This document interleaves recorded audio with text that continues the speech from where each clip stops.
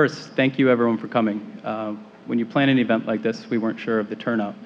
Having to open up the third section of the room is super encouraging and goes to show how important this issue is to so many of you.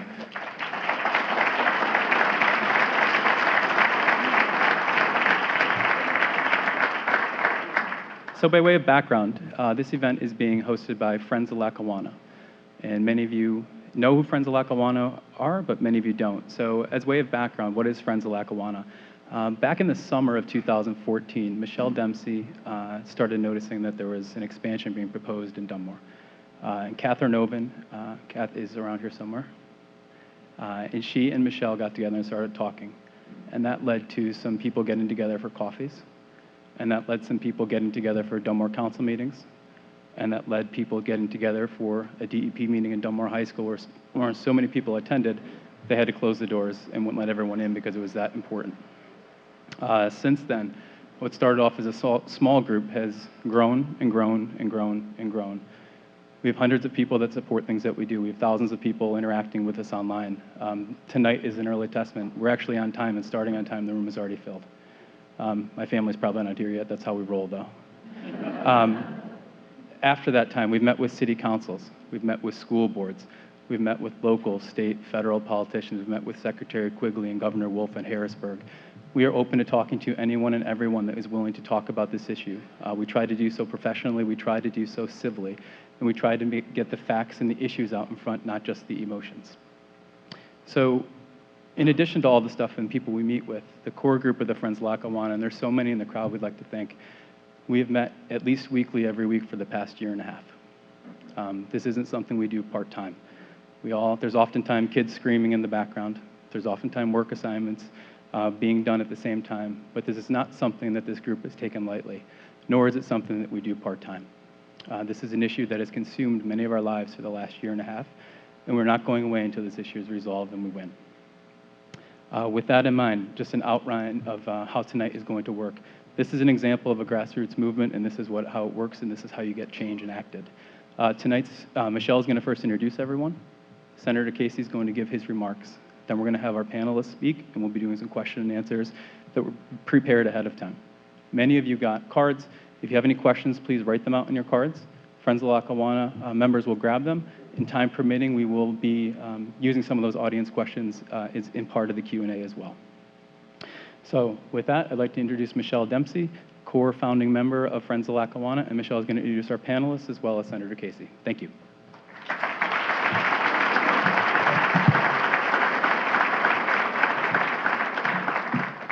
Thank you, and thank you everybody for being here tonight. This is really overwhelming, and we're very appreciative of your time. I first would like to introduce Senator Blake. State Senator John Blake has served the 255,000 residents of the 22nd Senatorial District in Lackawanna, Luzerne, and Monroe counties since 2011. Senator Blake currently serves as the Democratic Vice Chairman of Senate Appropriations Committee and as a Democratic Chairman of the Senate Finance Committee.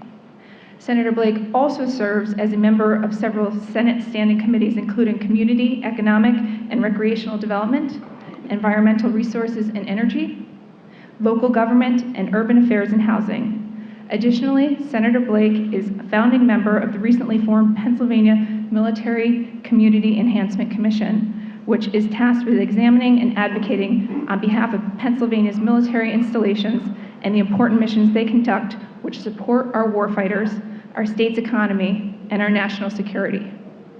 Prior to serving as Pennsylvania State Senator, Senator Blake served in numerous community and economic development roles at local, state, and federal levels, including Acting Secretary of the Pennsylvania Department of Economic and Community Development, Vice President and Senior Development Advisor for PNC Bank, and Executive Director of the Lackawanna County Redevelopment Authority.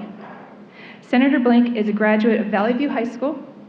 He also has an undergraduate degree from Villanova University, a master's degree in social work from Marywood University, an MBA from the University of Scranton's Kania School of Management. He also received an executive education in public management at Harvard University's John F. Kennedy School of Government. Senator Blake has spent his entire life as a resident of Archbold, Pennsylvania. where he still resides today with his wife of more than 31 years, Louise. Senator Blake and Louise have 2 children, Vince and Katie. Ladies and gentlemen, please welcome Senator Blake.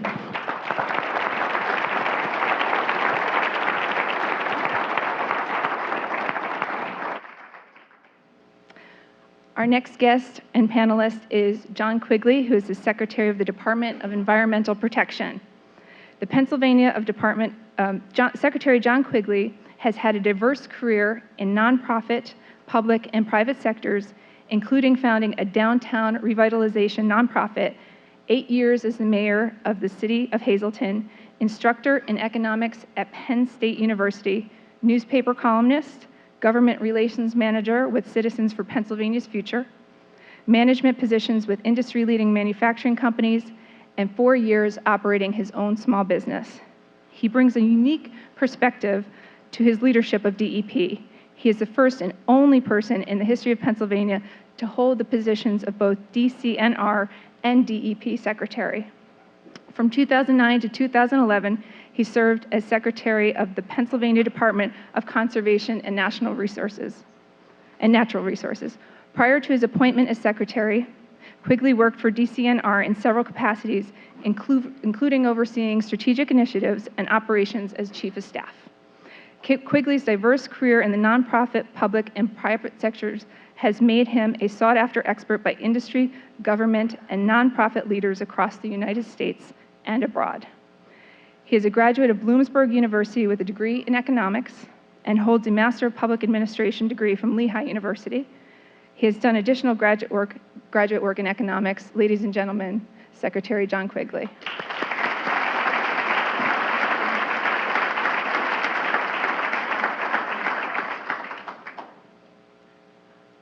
Lois Gibbs. In the spring of 1978, a 27-year-old housewife, Lois Marie Gibbs, discovered that her child was attending an elementary school built next to a 20,000-ton toxic chemical dump in Niagara Falls, New York. Desperate to do something about it, she organized her neighbors into the Love Canal Homeowners Association. Opposing the group's efforts, Occidental Petroleum, as well as local, state, and federal government officials, all insisted that the leaking toxic chemicals, including dioxin, the most toxic chemical known to man, were not the cause of the health problems experienced by residents, which included high rates of birth defects, miscarriages, cancers, and other maladies. In October 1980, President Jimmy Carter delivered an emergency declaration which moved 833 families from this dangerous area and signified victory for the grassroots community. Once families were relocated from Love Canal, Lois's life was changed forever. During the crisis, she received numerous calls from people across the country who were experiencing similar problems. This revealed to her that the problem of toxic waste went far beyond her own backyard. She became determined to support these grassroots efforts. In 1981, Lois created the Center for Health, Environment, and Justice, an organization that has assisted over 11,000 grassroots groups with organizing, technical, and general information nationwide. Today, Lois serves as executive director and speaks with communities nationwide and internationally about toxic chemicals and children's unique vulnerability to environmental exposures. Lois has been recognized extensively for her critical roles in the grassroots environmental health movement. She has spoken at numerous conferences and has been featured in hundreds of newspaper articles, magazines, and textbooks. We're honored to have her as an advisor to Friends of Lackawanna and thrilled to have her joining us this evening. Ladies and gentlemen, Lois Gibbs.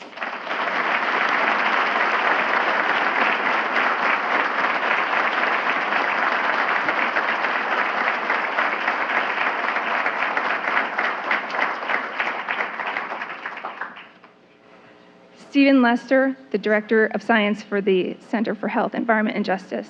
Stephen received his first Master's of Science in Toxicology from Harvard University and his second Master of Science in Environmental Health from New York University. He received his Bachelor of Science in Biology from American University. Stephen has served on numerous scientific advisory and peer review committees, including the Natural Resource Council of the National Academy of Sciences, the National Institutes of Environmental Health Sciences, and the Congressional Office of Technical Assessment. Stephen serves as the Science Director at the Center for Health, Environment, and Justice and brings a wealth of experience on health issues to the conversation. We're honored he can join us. Ladies and gentlemen, Stephen Lester.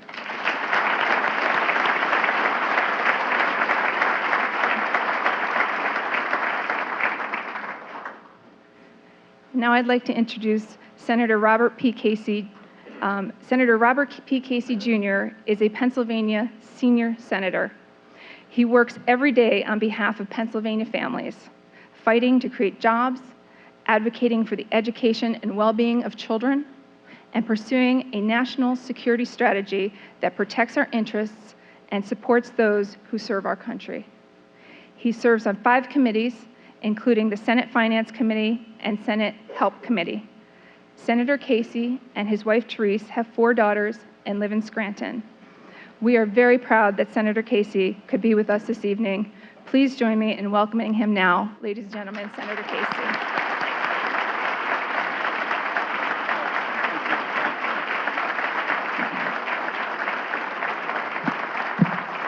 Thank you very much. First of all, Michelle, I want to thank you, and Pat, thank you as well for getting us started tonight. I know that Catherine, where's Catherine? She's out there somewhere. I don't know where she is, but wherever she is, I wanted to say hello to her as well. I think she might have been the first person that contacted our office about this issue many, many months ago. We're honored by this panel, the panel whose discussion I'm anxious to hear. Senator Blake, we're grateful for your presence here tonight, and Secretary Quigley as well for being with us tonight. Lois Gibbs, I never had the opportunity to meet Lois until tonight. Grateful that she's with us with all of her experience and all of the miles that I know she has to put on whatever car or vehicle you travel in, but we're grateful you're here. And Stephen Lester, thank you as well. I said to Stephen that we do have to have a couple of scientists in the room. I was an English major, so I won't be very helpful. But I do want to thank everyone for being here. There are a lot of other places folks could be tonight, but you're here tonight to talk about a critically important issue for our community.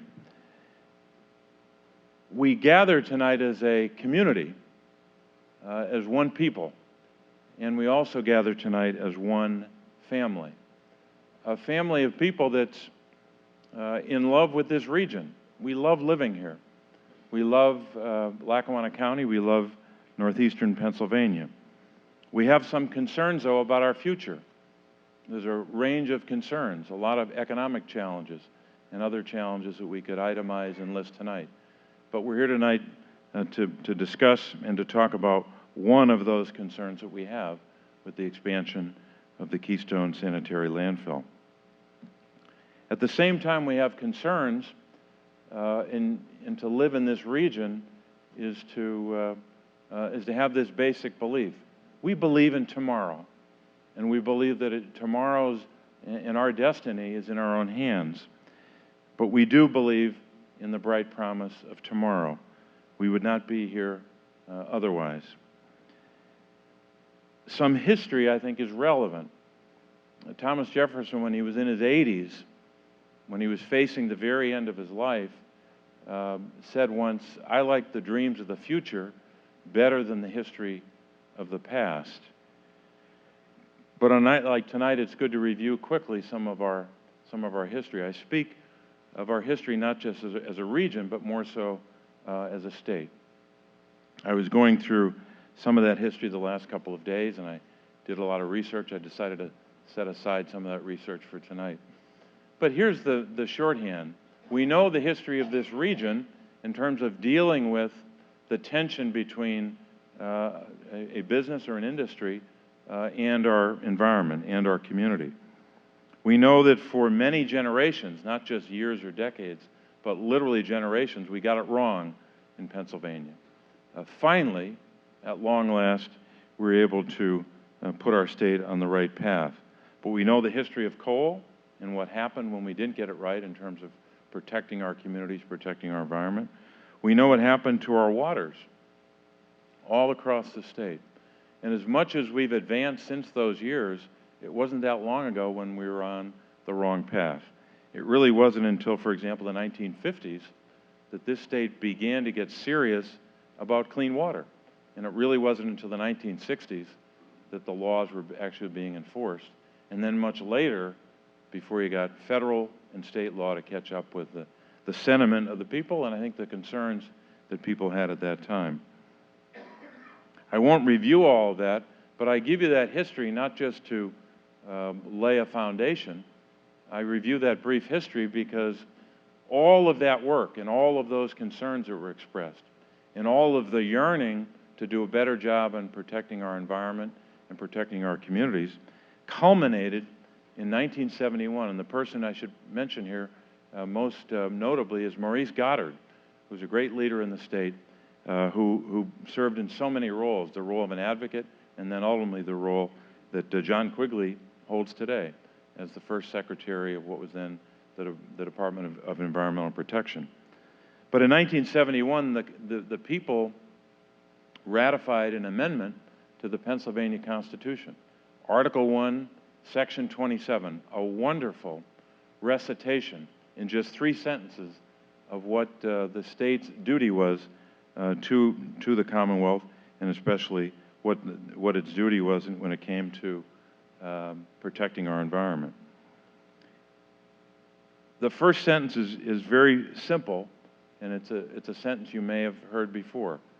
It goes like this: the people shall have a right to clean air, to pure water, and to the preservation of the natural, scenic, historic, and aesthetic values of the environment.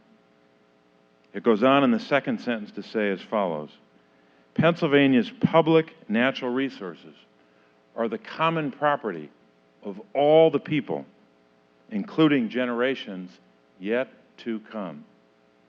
Sentence 3, as trustee of these resources, the Commonwealth shall conserve and maintain them for the benefit of all the people. I'm not sure there's a better recitation of the duty of the Commonwealth, nor the obligation that we have as citizens to keep faith with that constitutional directive. And I realize it's not a law that you can line up a potential action or a decision that the state has to make against that constitutional provision. It's not prescriptive in that way. It's not a statute. But it is, I think, a statement of values that should inform and inspire and instruct what we do. I wanted to walk through some of those words with you tonight, and then talk about a bill I've introduced, and then let us get to a discussion. But first, just for the record, I want people to know, and I know some have heard this before, but I want to state where I stand. I stand in opposition to the expansion of the Keystone Sanitary Landfill because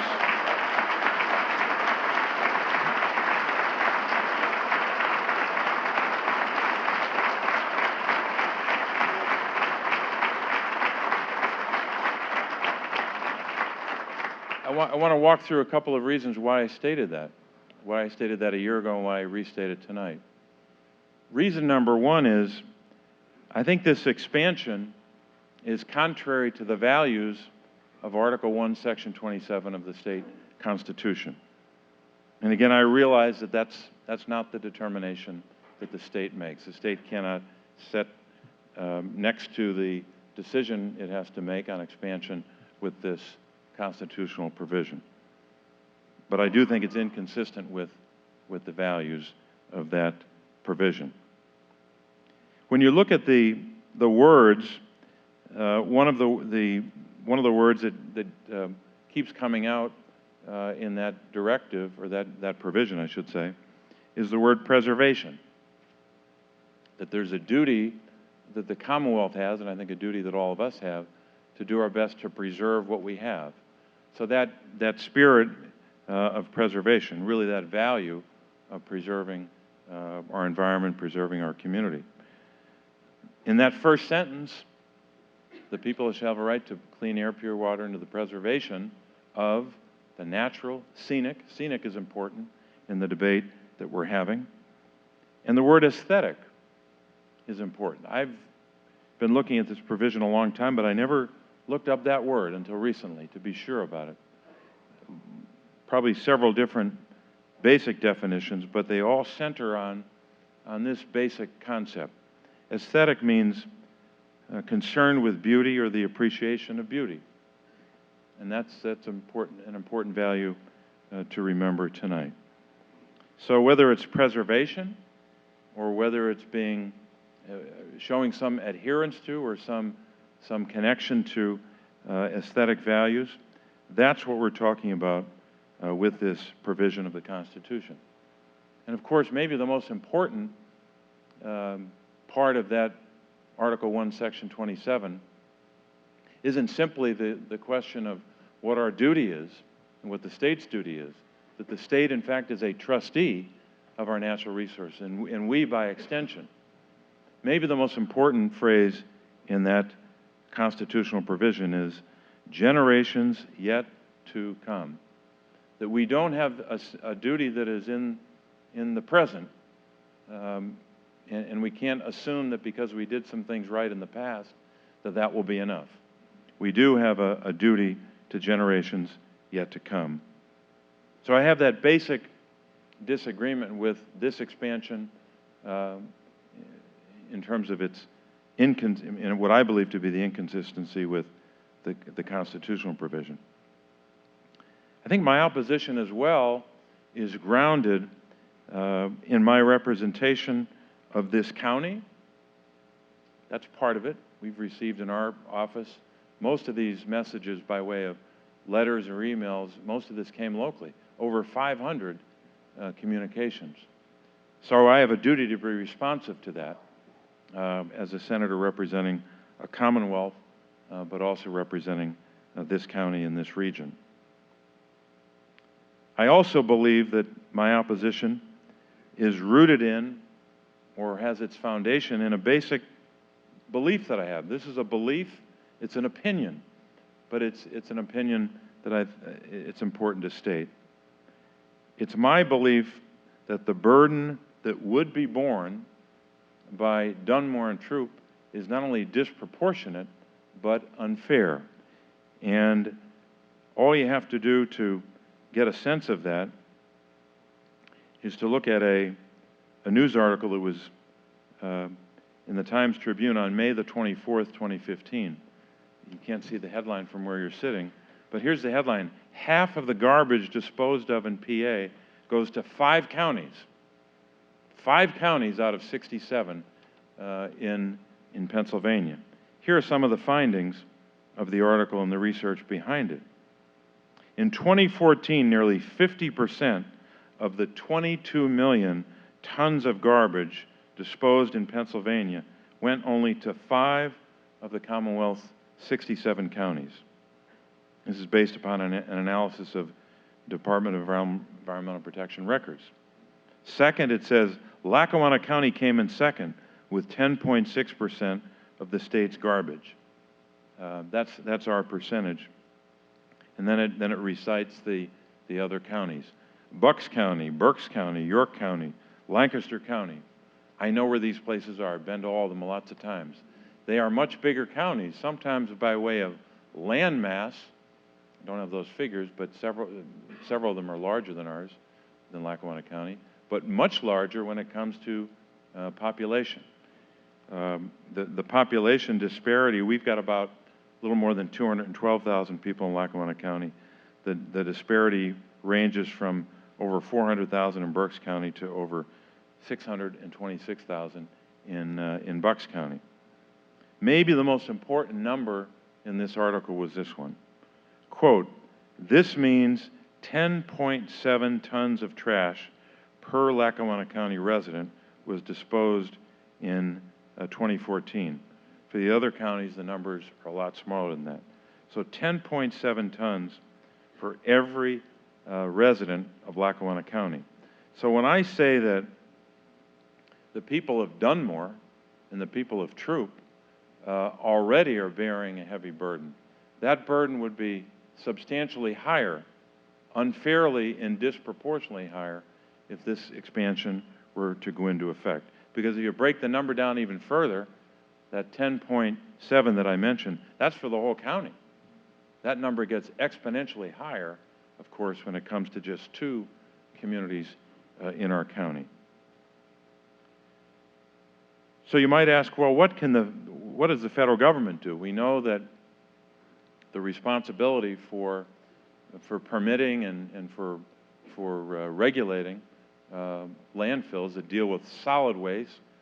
If it were hazardous waste, the federal government plays a bigger role. But for solid waste, of course, that's a state matter that the state deals with.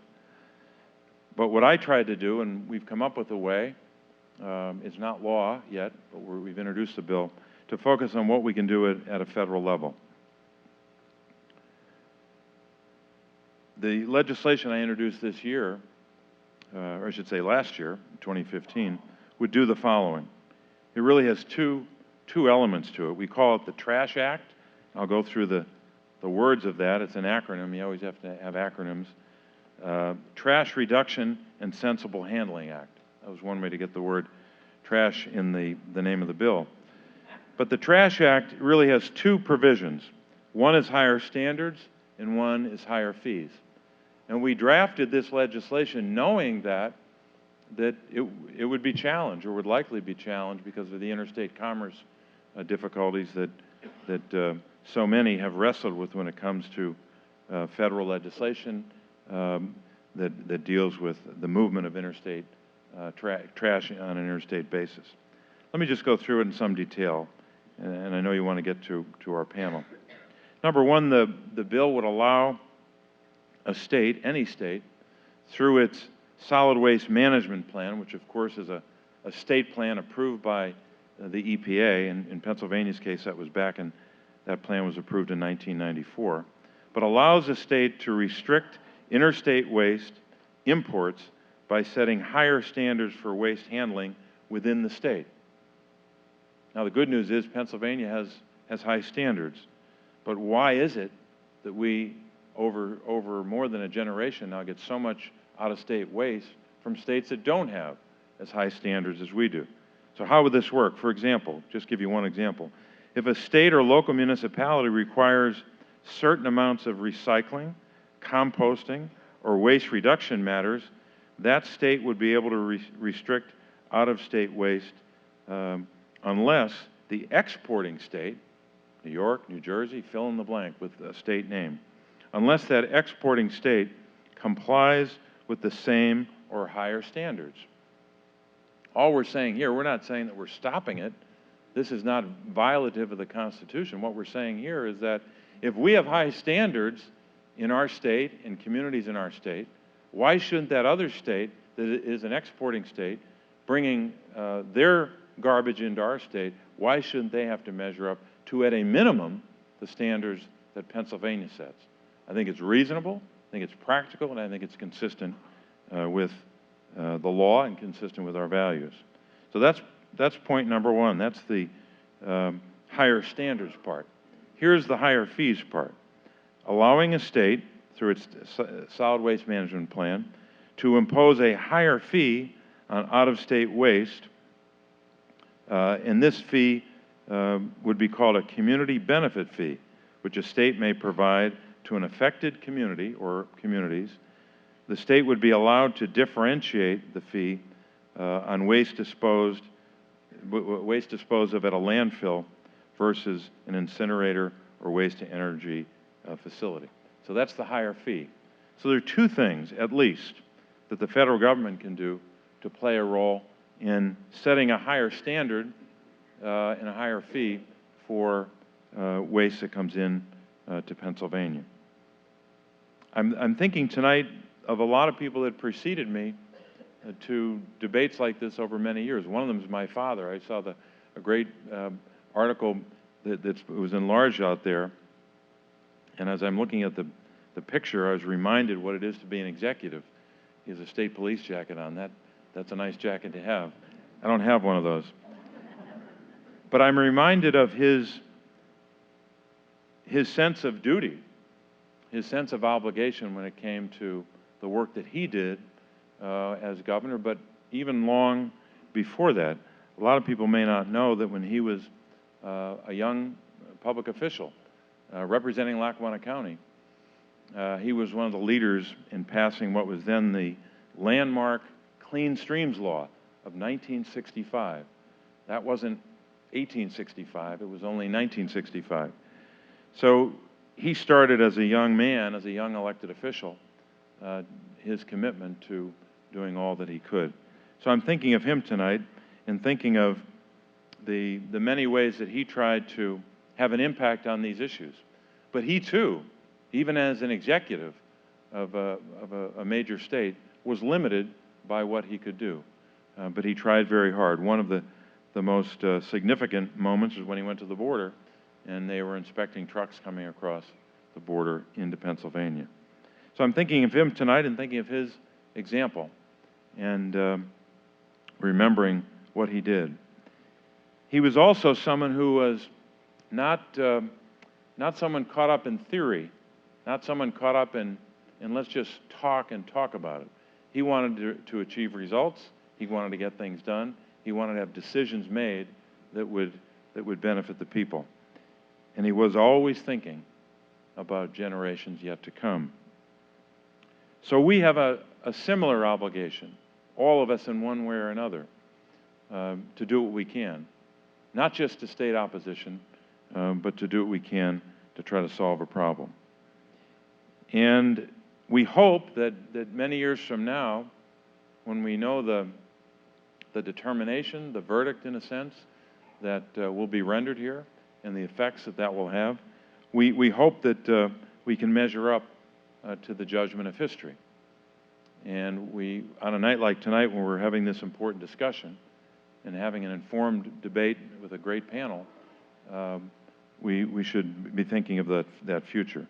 So when they judge us years from now, let it be said of us that we used our voice to speak not only in opposition, but that we used our voice also to persuade, to argue, and then hope we can persuade, but also that we used our voice to propose alternatives or other options.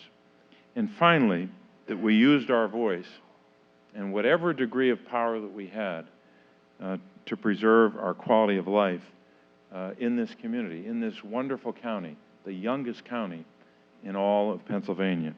That we used our voice to preserve that quality of life for, as our state constitution tells us, generations yet to come. Thank you very much.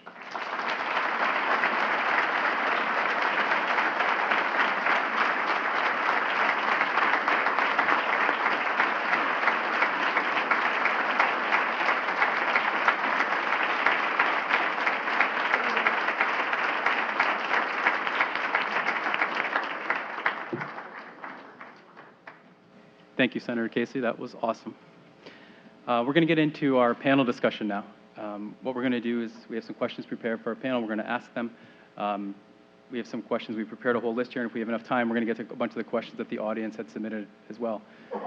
The room has grown since I last stood here. Thank you very much. Senator, first question. Senator Casey had mentioned the right that everyone has, not just us, but future generations. When you dig into landfill regulations, one of the things that blows our mind is that when the government considers a landfill expansion application, they do not have to consider any health data or any environmental collection data at all in areas that are off-site or surrounding the landfill. To us, that seems crazy. It places a disproportionate risk on those that have to live near the landfills. Senator Blake, first question is to you. We had met with you and you had expressed concern and read through the regulations. Knowing that we're looking at such, not only this expansion, but expansions throughout the state, how can we possibly not even approve, but even consider applications of this type without having environmental and health data and registries on the areas surrounding it? It's 2016, in a world where data is king, we have none. That seems exceptionally unfair. How should our area handle that? Thank you, Pat. Thank you, ladies and gentlemen. I'm delighted to be here. Senator Casey, thank you. A couple of things I want to say. I did learn this from Pat and from Michelle, that this is an egregious oversight of state public policy and state statutory authority, that a facility, an industrial facility of this scale, would operate in proximity to, and it may not be so unique, but I think it may be at least a little bit differentiated from other landfill sites across the state that are in such close proximity to residential occupancy. That we don't have any statutory requirement for health assessment.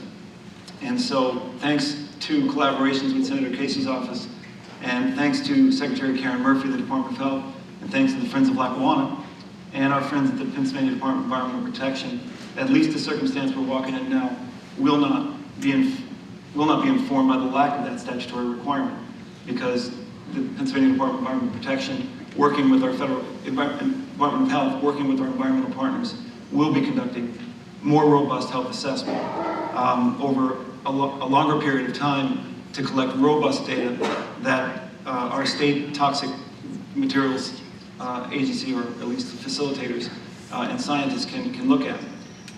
I don't think it'll answer every question for everyone, and I don't want to mislead or set expectations, but it's very, very responsible, as Pat said, to simply be diligent on this point and vigilant on this point. We can't expect decisions to be made by a regulatory authority without full information. So to that end, we will have a health assessment report coming from our Department of Health in conjunction, again, with our federal partners. And I thank Senator Casey and Congressman Cartwright for their help and collaboration on this. I have reassurances from Secretary Quigley that the final decision that they make on this will not be made until the health assessment report and all the data is analyzed that's collected. So it's going to happen. For me, in answer to that question, I am looking at writing legislation to be informed by Secretary Murphy and her epidemiologists and others at the state level to see if, in fact, we can simply make this a requirement going forward. It really ought to be every time a landfill starts or a landfill expands. So that's what we'll do on that front. And I think that's a good start. When we started digging into the data, it blew our minds that we asked for some records, and they said there's never been a study done on this area, specifically on this landfill. That should be policy for the state. It seems like common sense, but Stephen, you're a scientist. How would you recommend we go about this? Because we are grateful to the ASTDR and the DOH for starting something. They said that they wouldn't have started or requested it without Friends of Lackawanna, so a little tap on the back for us there. But 90 days is 90 days. By virtue, landfills are designed to pollute by their engineering structure. They're designed to break down things. They're designed to pollute for decades. How should we go about thinking through how these studies and these environmental and health collections should be collected and used? Before I respond, I want to thank the Friends of Lackawanna for inviting me to be part of this panel. Thank all of you for coming here tonight. Speak up. Can't hear you. Hold on one second.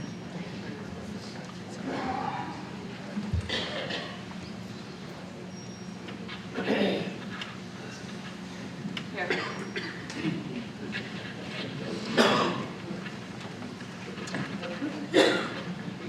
me see if this works better. I just started out by saying thank you all for being here tonight. I guess I have a couple of comments about this question. First of all, I want to be clear that to use the term health assessment means a lot and means something very specific to most people. In order to assess health, you've got to ask questions about health. And to my understanding, the study that's being done right now is not asking questions about health. It's gathering environmental data about levels of contaminants in the air. That's an important step. That's an important piece of the questions in the puzzle here. But it's not asking questions about what health problems are occurring in this neighborhood and establishing the status of health problems in this neighborhood today. So I think I want to be clear to people that when they talk about health studies or health assessments or health consultations, it's important that the questions that are being asked ask about people's health status and not look at just environmental data and judge risks based on those environmental data. So I want to make that point and that distinction. The other thing I'd want to say about this kind of a situation where people in the communities, and I've been involved in these communities, in working with communities like Friends of Lackawanna for over 35 years. I got my start in this business at Love Canal, where I met Lois, when I was hired by the state of New York to be a technical advisor to the residents of Love Canal. And And it has been stated, I mean, Love Canal is probably the most notorious landfill in the history of America. I mean, it was a hazardous waste landfill, but it was also a garbage landfill. Part of it was just household garbage. And I've learned a lot about landfills over all these years. And I think the most important thing that I've learned is that you cannot engineer or design a landfill that will not leak. They all will eventually fail. It's just a matter of time. And so because of that, it's really important when you look at questions like what are the health impacts of these landfills, these kinds of places, you need to involve the communities that are impacted by the landfill. You can't have experts fly in from wherever they are outside of the community and design a study to address the health concerns of a neighborhood without the people who live there be part of the study and the analysis that's to be done. So I think the most important thing, and certainly a 90-day study cannot begin to address the kinds of questions that people have here, nor address the kinds of, provide the kind of answers that everybody wants about what the real health problems are that are related to the chemicals coming off that landfill. Thank you. So we're trying to fix things. So we got 2 things done, right? We're going to get some studies done, and we'll get some professionals to help. The next question is for Lois, so you might have to switch mics.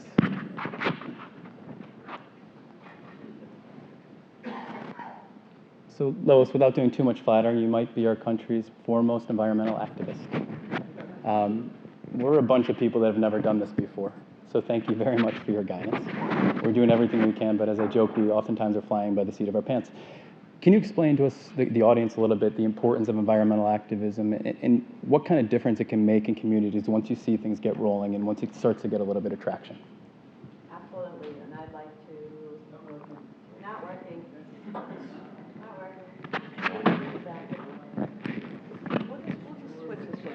Yeah. So I also want to thank Senator Casey, and his father and I go back in our solid waste mission, like 1990. This is the year McDonald's rolled over, by the way. He was not part of that, but it was part of our solid waste program, and the Friends of Lackawanna. You know, what I learned, I mean, I actually believed at Love Canal that the regulatory agencies would take care of you, that government would take care of you. These regulations were set up for the sole purpose of protecting public health, the environment, and doing whatever it is they're supposed to be doing, whether it's burying garbage or burning garbage or something in a safe way. And what I realized at Love Canal and in the 37 years since then is that most government regulations are woefully inadequate, that it is very hard to assign a disease to a particular exposure. It's almost impossible to do. And you can do some of that. And that the real answer to fighting these things is not science, although we need the science. So I want you to collect your health science, Pat. Thank you. Science is really important. It's an important tool in the whole game, in your toolbox. But the way change happens, the way things change, is by people getting involved and holding their elected officials accountable. And you have some elected officials who are clearly happy to be held accountable, who are here and who are supporting you and doing the right thing, but also to change the laws. They're not going to get changed because Senator Casey has a good idea. Someone needs to vote on it. He's not the only vote out there, right? Someone's got to, help at the state level. Someone has to help at the regulatory level. This is not about laws. It is about political pressure. There is a company making mega bucks on this landfill. This is the largest landfill I have seen in my 37 years. I cannot imagine what it's going to look like with a 50-year permit. Really? I've never seen a 50-year permit, only 30, which is bad enough. But more importantly, it's not just about beating the permit and doing that through political getting involved. It's also about the smells and the odors. Because once the permit is beat, and I believe you guys can do that, and we won't talk to the secretary. I believe you can do that, but then afterwards your work is not done. Keystone has to put a cover on that. Who wants to go to daycare or your Y Center or your, I took a tour today and smell that, or the playground and smell that stuff? Odors are not just annoyances, odors are toxic. They are toxic, and you can smell them in your community. You can smell them today. And so the only way you're going to fix that is through getting involved and contributing in some way, whether it's writing letters, as the senator said, whether it's helping to pass new policy, whether it's demonstrating in front of Keystone. With all due respect, sometimes we have to step out of our comfort zone and do what we have to do. Thank you.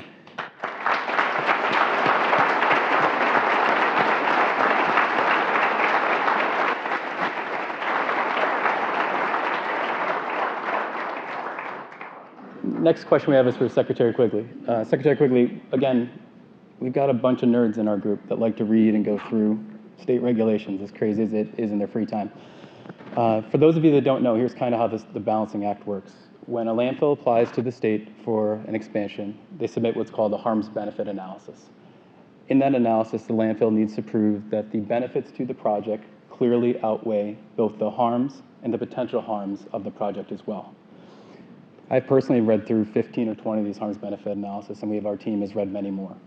In almost every single one, if not every single one of them, the largest benefit that every landfill cites are fees paid to the state and host city fees that they have to pay to municipalities that host them.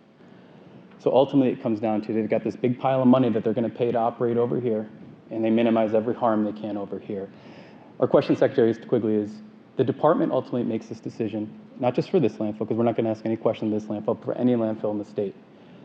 With that amount of money at stake for the state, how does the department, especially one that now has been budget cut to death, fairly evaluate that application and handle that conflict of interest that is inherent in that application from the start? Okay, well, I wonder if this is on? No? Okay, all right, we're back. First, thanks for the invitation to be here. I appreciate the opportunity to be with all of you tonight. To answer your question, I got to be honest with you. There isn't a conflict of interest, and here's why. To suggest that the agency would err on the side of approving an application from a regulated entity just because it pays the fee would mean that we approve everybody. We approve every application. The simple fact of the matter is, and you should know this, that 22% of DEP's budget comes from your tax dollars, from the state's general fund, your state income tax, state sales tax. 28% comes from the federal government. We're delegated by the federal government to enforce federal clean air, clean water laws, radiological protection, et cetera, et cetera. And the other 50% comes from fees to the regulated community. So if you accept the idea that charging a fee to a regulated entity means that we're inherently biased, then government doesn't work. I don't believe that. I believe in the mission of the agency. Our mission is to protect Pennsylvania's air, land, water, and public health. I've been secretary now for 15 months, and I have the privilege of working every single day with the finest public servants that I've ever met. And I know that they bring their hearts to work every single day. But analyzing any permit, not just the landfill, any permit, is not a box-checking exercise. It's a scientific exercise. It's an engineering exercise. It's a legal exercise. It's applying the law and the regulations and the facts to try to come up with a decision that meets the law. That's what we do. Sometimes the results are counterintuitive. I'll readily admit that. But I can assure you that there isn't a conflict of interest. If you want to get to the point where we don't charge fees, I don't know if anybody would agree with the proposition of not charging a regulated entity a fee when they are generating the workload. It's either you pay or the regulated entity pays. Somebody's got to pay to do the work of protecting public health and the environment. So I don't think there is a conflict of interest. We follow not only the law and the regulations, but legal precedent. There are a number of court cases that govern how we apply this harms benefit analysis. We follow them very strictly. This is not easy stuff, folks. It's not cut and dry. But I do think the women and men in my agency do the best job that they possibly can with the information that they have. Thank you. And I'm not here to question that, Mike. And The issue of whether or not there should be fees associated with landfills and their expansions and the tonnage they bring in is a separate issue. Our issue is the courts have ruled that that is a significant benefit in the actual way this policy and the structure of the weighing test is set up. So one way to exclude that would be, quite simply, host city and municipal fees are excluded from the balancing test. Because right now, it's a copy and paste situation. They all submit the same applications. They all submit the benefits financially, and that ultimately shakes out to being, whether they get approved or denied, it is certainly counted legally by the court cases and the regulations as a benefit to them. Perhaps one thing we could look at from fixing a state agency issue would be to totally discount those fees as part of the balancing test, and that may get rid of that perceived actual conflict of interest from a financial standpoint. That might be something perhaps we can take a look at.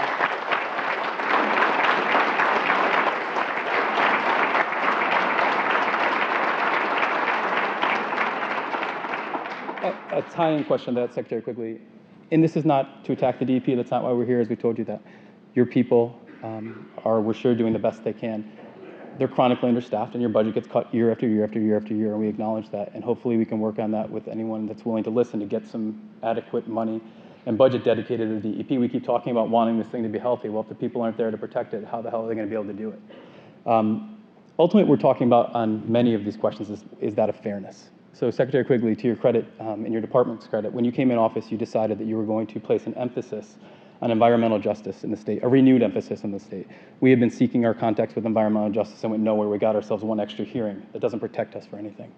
To your credit, have given some renewed interest and invigoration to that department. Can you speak a little bit about why that's important to you and how it plays out throughout the state in terms of the Environmental Justice Board and their office and what they're intended to do? Okay, well, when I came into office, we had at DEP an Office of Environmental Advocate. Now, I'm not quite sure what that meant. There were certainly guidelines and procedures within the agency that defined the whole issue of environmental justice, but the name wasn't ringing my bell. So we took a fresh look at it. And I will say that over the course of the first several months of my serving here as secretary, the two remaining folks in the environmental justice function left the agency. One retired and one got another job. So we found ourselves with nobody in the environmental justice function within the agency. So I saw it as an opportunity to reinvent it. And so we renamed it, first of all, to the Office of Environmental Justice to call it what it is or what it should be. And we hired a bright young attorney from Philadelphia, and I have asked him, his name is Carl Jones, Jr., I've asked him to start with a blank sheet of paper and redesign what environmental justice should mean for the agency. Throw it all out and start over. I am serious about it, and I'll say it this way. I want to tell you how I got to be Secretary of DEP, because I think it's important, and it does inform everything that I do. I sat down with Governor-elect Wolf, in early January of 2015 to be interviewed for this job. And Governor Wolf and I only talked about two things. We didn't talk about landfills. We didn't talk about climate disruption. We didn't talk about energy. We didn't talk about fracking. We only talked about transparency and integrity. Now, to me, that was a pretty thrilling conversation to be having with an incoming governor, especially when I'm being interviewed for a job to work for him. But that is an indication of who he is. It's an indication of the kind of governor he is.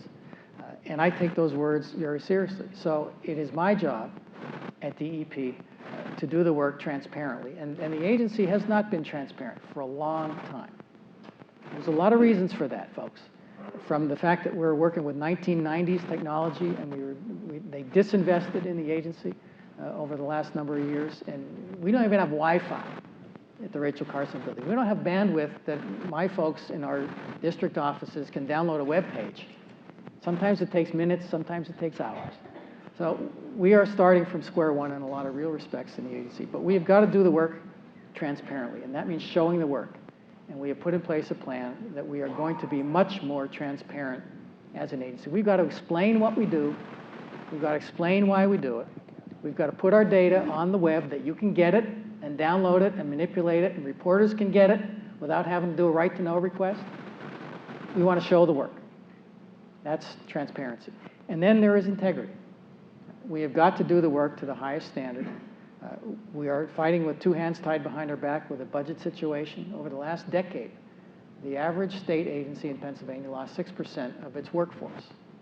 In that same period of time, DEP lost 14% of its workforce. Folks, that wasn't by accident.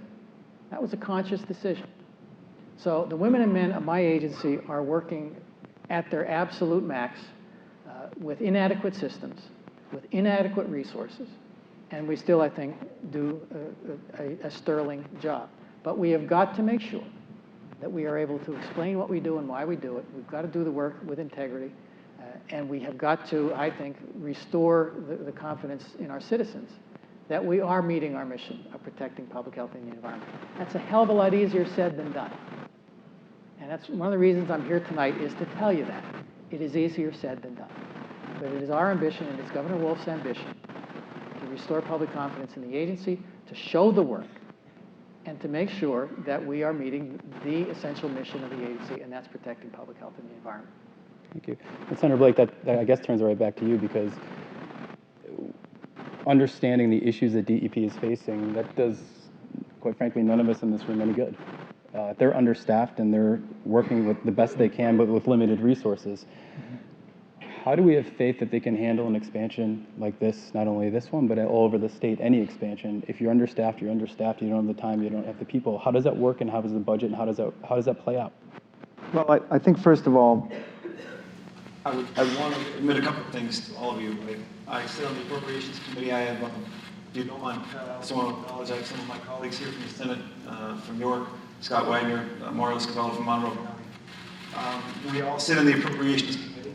It's our obligation to make a decision about the size of government and about the distribution of scarce resources within government. I don't care for the Appropriations Committee process. It's pretty intense for 3 weeks, meeting every single secretary that comes to us with powerful missions that have dramatic impact on the lives of Pennsylvanians.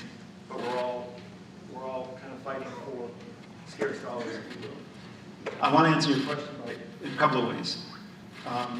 The budget debate that we're in right now is a function of divided government, different philosophical and fiscal policy or budget policy. Sorry, budget policy decisions. I'm sorry.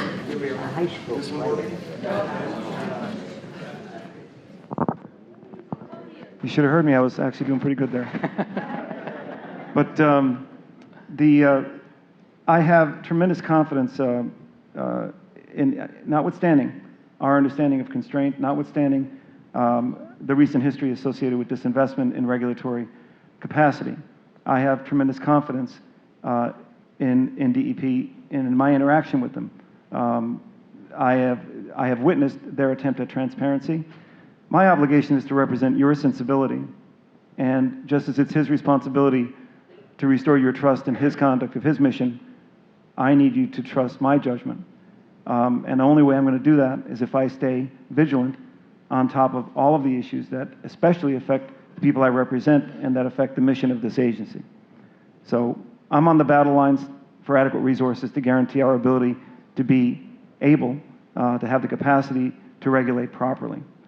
The rules that we're living by, and Secretary won't deny this, when he came before appropriations last year, not this past cycle, but the year before, I asked this question: do the rules and standards, statutory basis for the assessment that you're conducting on this particular permit, are they satisfactory to your mission and to your cause?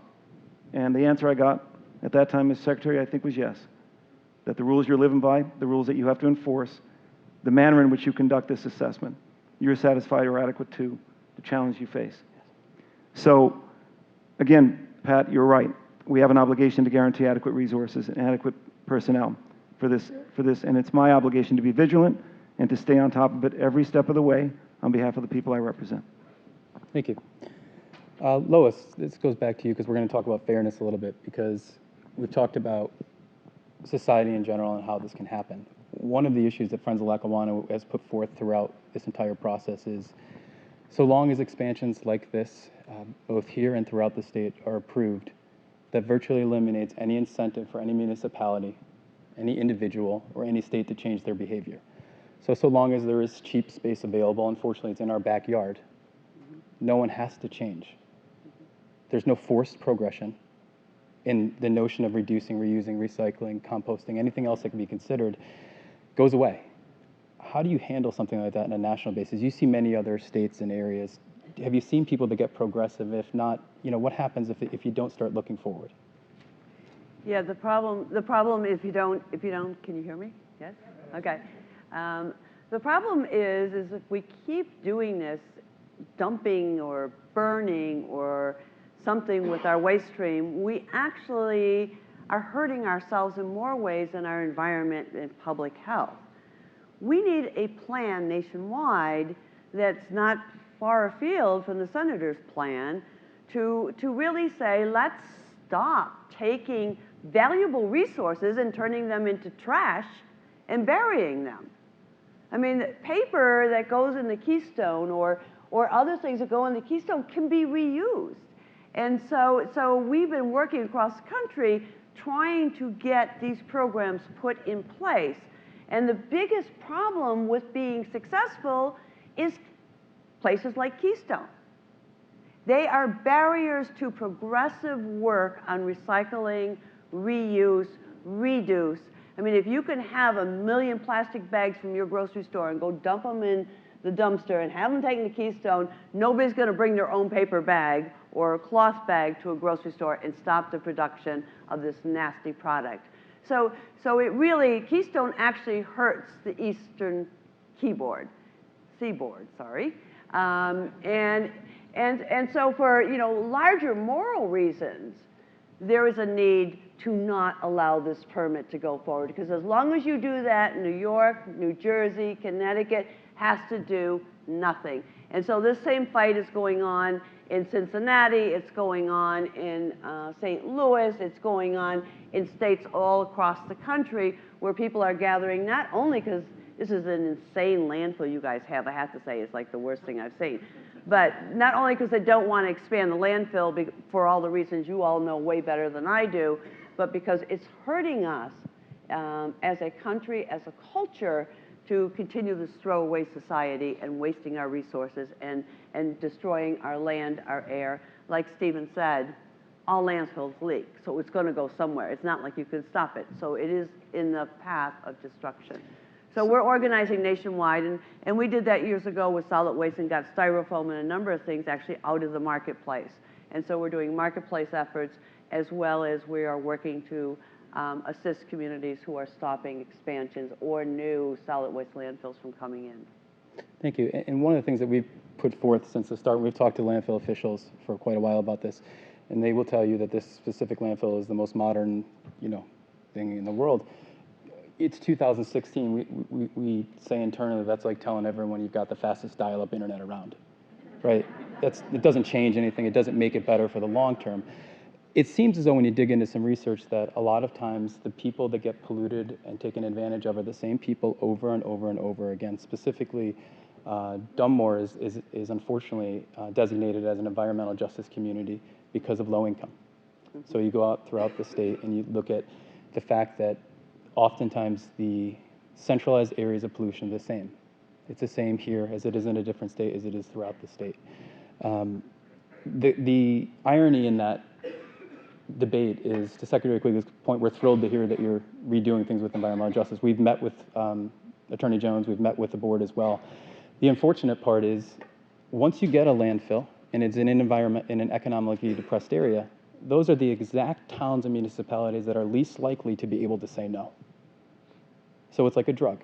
They get in there, they get the fees, they can't say no because that's the only source, because who the hell's going to want to move next to a landfill? How do we rectify that on a national level? We heard from Senator Casey before that things need to be looked at on a federal level. We couldn't agree more. This is not specific to our area and our fight. We were on a conference call last month. It was the same thing heard in Ohio, heard in Oklahoma, and heard in Texas. Is everyone fighting the same fight? Do we need to look at things on a bigger picture? We absolutely do need to look at a bigger picture, and it is true. Most of these sites, whether new ones are being cited, are usually low-income, rural, communities of color, low education bases. And then the existing one, it really is, it's like a drug. Industry will not site there. I mean, when we took a ride around the landfill, we noticed all these abandoned buildings. I mean, you do have an example here, which is an example that you also see in Oklahoma and other places, that the bigger the landfill, the more it's there, the more industry goes away. And this is a beautiful town, and you really hate to see that happen.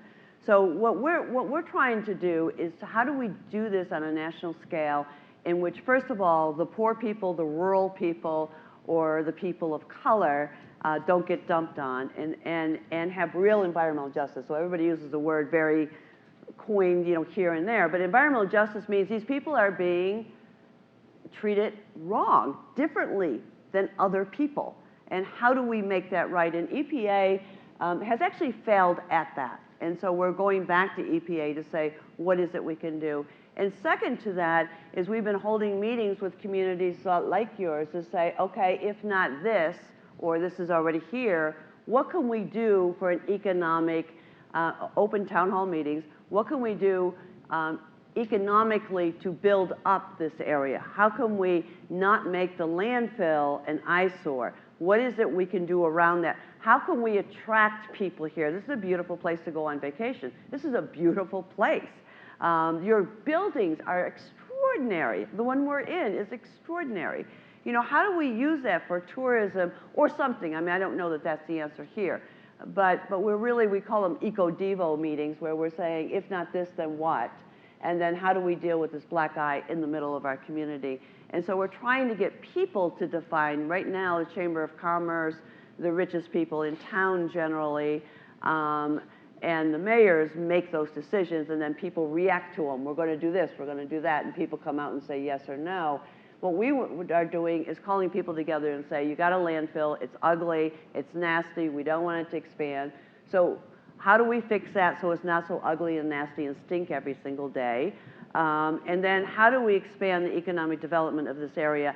And how do we get more small businesses, especially because they are the root of communities like this, not large businesses who are all going out of business, and really have that conversation. So that's how CHEJ is dealing with it, is really people, the people in this room, the people in rooms like this across the country are really pretty smart. They have a lot of really good ideas of what kind of economic development. It's not a big fancy word. It's about a small businesses or nursing homes or things like that that can come into this community. And so we're trying to deal with it that way, but it's really hard because that's piecemeal. I think we have a good idea where to start. We can start by stopping this expansion. That might give us a chance at the future. Yeah.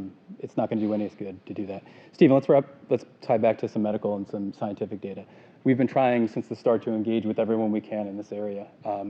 Here's an example, unfortunately. We met with the Lackawanna County Medical Society. They walked with us.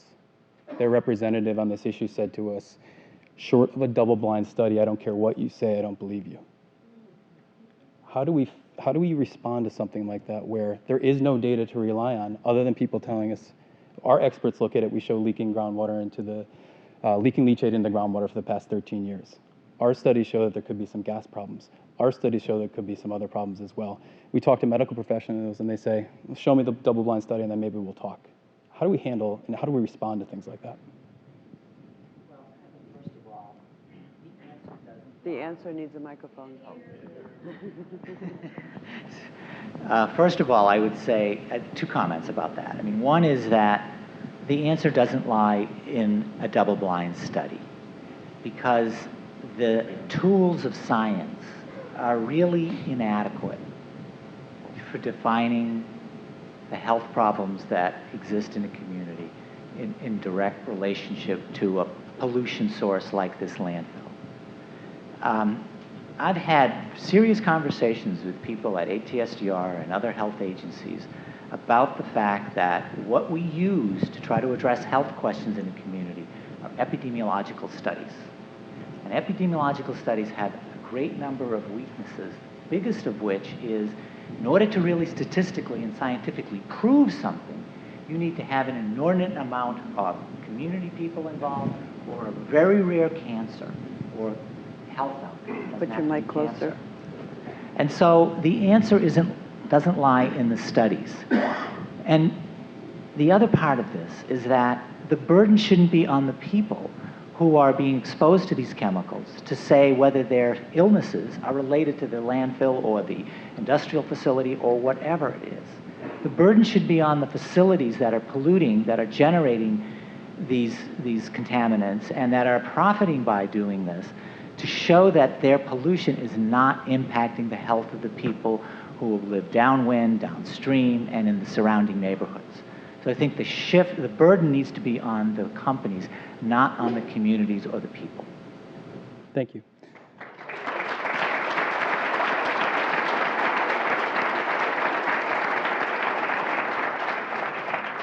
Don't turn it off. Next question, let's go back to Senator Blake. Senator Blake, Flint, Michigan has been in the news nonstop recently. Congressman Cartwright's questioning was all over the news last week as well. We refused, the irony is there's several areas in Pennsylvania that have worse situations in terms of lead in the water than Flint, but we refuse to let things like that, go in vain. The people in this room, I think, are a testament to that. We've been yelling and screaming for a year. How do we make sure that our voices are heard, and how do we make sure, other than to keep doing events like this, that those efforts and those terrible stories aren't in vain from a governmental perspective? So a couple of things. I'm real proud of Congressman Cartwright. He spoke to me earlier today and wanted me to extend his regrets that he could not be here. He's actually in Washington taking votes on the floor of the U.S. Congress, so he is represented here by Bob Morgan. But I was very proud of the congressman and his very zealous line of inquiry with the governor of Michigan. To answer your question, again, I think that the issue is vigilance. I think it's, again, for me, the most powerful thing that I see here tonight are people that care, that want to be involved, that want their voices heard. There's nothing more gratifying to people in office, and I know Senator Casey would agree with me, is participation, public participation. You heard it from Lois, and you heard it from the Secretary about the public being involved, staying close, holding us accountable. So you have to continue in that vein. You have to continue that communication, and we have to continue the engagement of our regulatory agencies with the people of Dunmore and Throop and really the people of the entire region. So our responsibility, and you heard Senator Casey talk about how he learned from this, not only because of this incident, but that he sees the entire state, so he becomes legislatively active. I'll be legislatively active on the issue of health assessment and to Stephen's point, the issue of cause and effect. If I can find a way to talk legislatively to that issue, I will try to do so. We talked about the recycling issue that Lois mentioned. It was Governor Casey's father in 1988 that first did Act 101, which tried to divert waste. Recycling is losing money now. Commodity prices are down. We don't have the infrastructure built out. We haven't thought economically about this in order to inform public policy changes, but the Secretary does agree that Act 101 has been around since 1988 and probably needs to be retooled. So your voices have told me as a legislator what I need to pursue as a legislator. But that isn't enough. It's public involvement in the entire process and holding, as the Secretary said, state regulatory agencies to the transparency that you demand in order for us to get this right. Thank you. One question that goes to everyone here. You're all very busy people. You get invited to things all the time. Why did you think it was important enough to come tonight to this specific event for these specific people? Secretary, you can go first, and then pass the mic down. Because I've been elected to public life with the obligation to carry out the intent of our founders, as Senator Casey pointed out tonight, tracing the words of our own Constitution. I swore an oath to uphold it. That's the first reason I'm here. It's also the reason that Senator Casey is here. I'm also, as I mentioned earlier, I'm responsible to continue to earn your trust in my judgment and to reflect your sensibility in Harrisburg and to be responsive to constituent needs. I went on the record in December of 2014 in opposition to the landfill expansion, and I articulated all the reasons why I opposed it. That's my job as a legislator, to hear the people I represent and to act on what I'm hearing. That's why I'm here tonight. Thank you.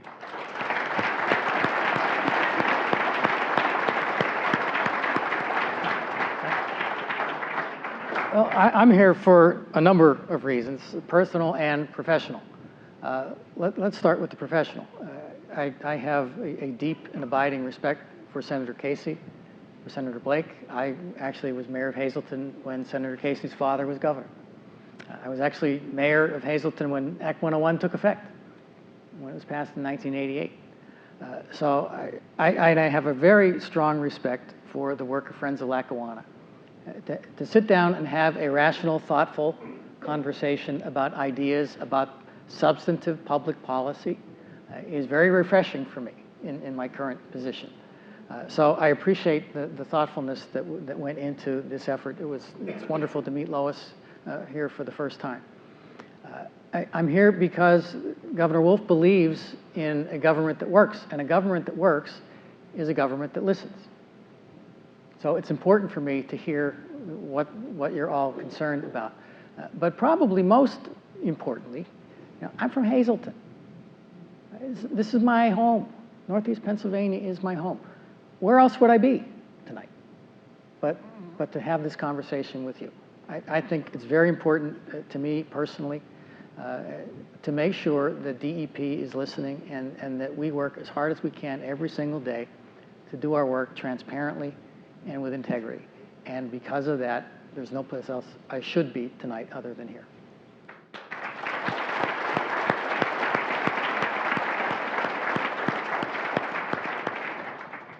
And I'm here because you have one of the biggest landfills. And you're sucking up all the garbage, so nobody's doing the right thing. No, that's part of it. But I'm here because my work, my job, is to helping people figure out how to stop bad things from happening to people who are honest, hardworking, tax-paying, church-going folks who built those beautiful houses only to not be able to open your window. I am tired of going from community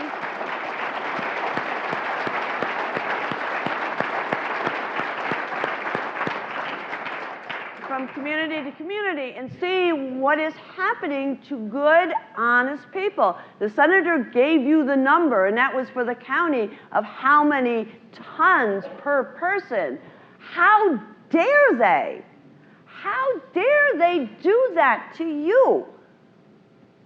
And it just makes me very angry. I come from Love Canal. My kids were sick. How dare they know my children were sick, and how dare they do nothing until we stood up.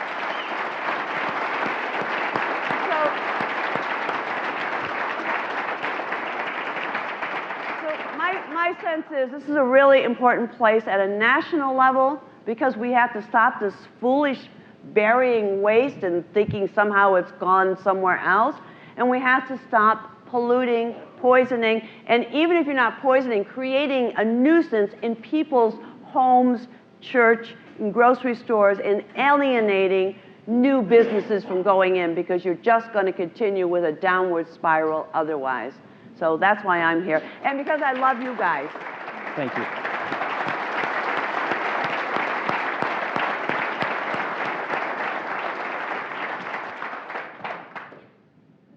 Well, at CHJ, I wear a different hat than Lois does. She runs the organization, she runs the organizing, she runs the strategy part of what the organization does. My role there is different.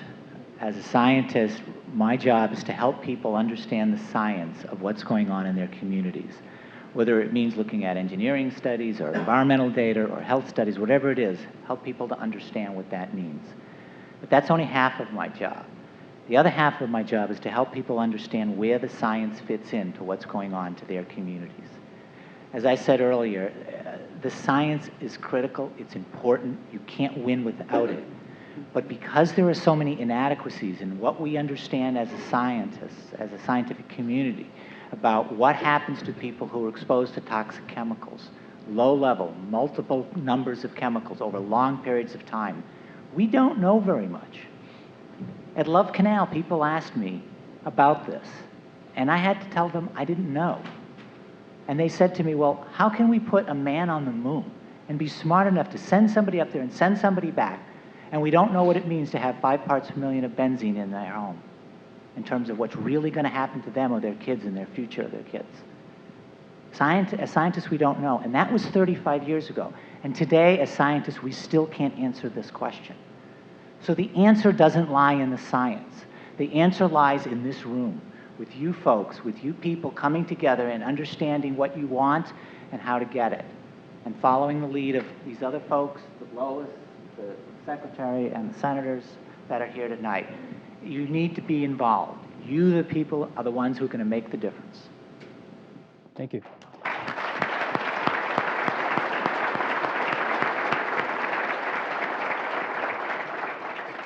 So we've got 2 parts left this evening. Michelle and I, for better or worse, tend to do most of the public speaking on behalf of our group. We have 2 roles. It's like an old comedic team. I'm the boring guy that does the facts. She has the good emotion. So Michelle's going to give a little closing speech here. Then we have a video we prepared for everyone, and then I'm going to say 1 or 2 more things, and we'll wrap it up. Thank you.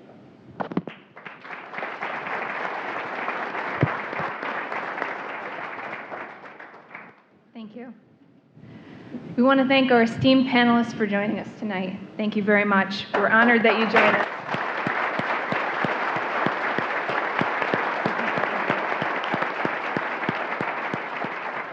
And we're very grateful for your insights.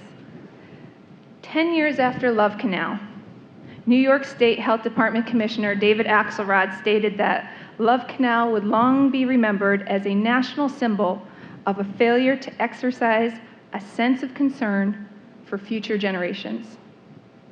Michigan Governor Rick Snyder has admitted Flint was a failure of government at all levels.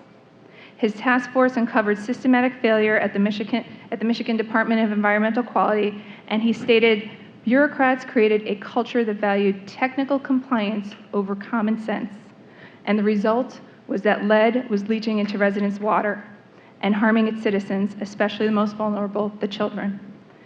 The parallels to Flint are eerie.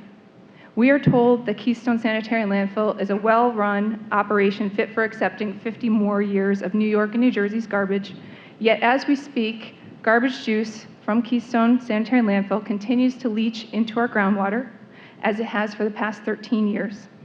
This is just the tip of the iceberg. Raw leachate has run through our combined sewer systems. Active fracking waste accumulates in the landfill at up to 2,500 tons a day. Our landscape is already blighted, and somehow a 50-year expansion that would make a bald, treeless mountain of trash taller than our local mountain range is unbelievably being considered. We live at risk of underground fires, of which there have already been 4, at risk of mine subsidence beneath the landfill, at risk of landslides, at risk of health issues, and at risk of further reputational damage. The regulations, we believe, are broken. The process, we think, is broken. If profiteers can triumph over the health of the people, flying in the face of common sense and overwhelming evidence of harm and potential harms, then our system is broken. But we can fix it, and I think tonight is a testament to that. This time, we can get in front of it. We can learn from Flint and countless other communities who have suffered at the hands of broken system, poor regulations, money, power, and influence, and the lack of environmental justice. And it all starts with the people in this room, whether on stage or in the audience. Your voices, your actions will be the key to a brighter and healthier future. It's possible, it's within our grasp, and we can do it together.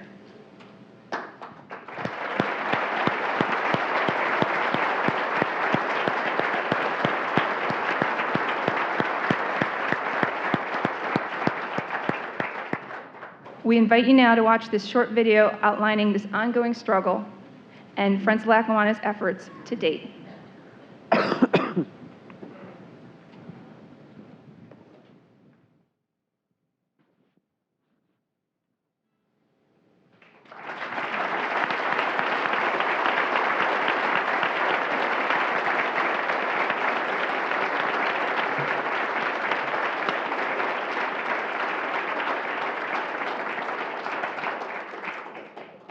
Thank you.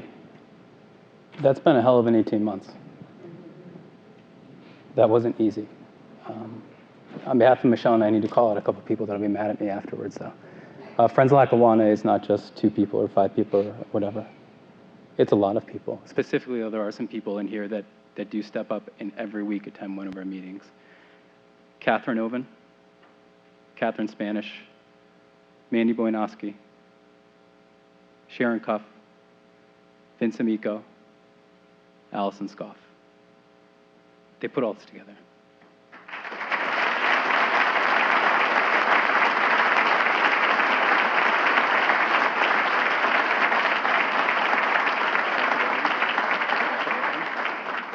I hope I didn't forget anyone.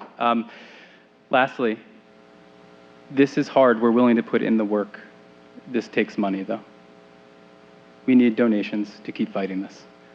We're not going away. I think we've proven we're not going away until we win this. But it makes it easier if we have some people supporting us financially. Go onto our website. You can donate. If you can do $10 a month, go for it. We have a recurring option, $50, $100. We've had some donations that are 5 figures, which just blows our mind. And thank you. Keep them coming. For everyone else, whatever you can afford, it would be greatly appreciated. We donate all our time. None of this stuff, we all pay for this stuff. But for our fees, for our experts, and for our legal team, we do need to pay them. And donations is how it's done. Lastly, we're going to meet up and track for some drinks after tonight. If anyone would like to join us, please do. We need it. So please join us. Please donate. And last, I'd like to just have, if we could offer one round of applause to this awesome panel one last time. Thank you.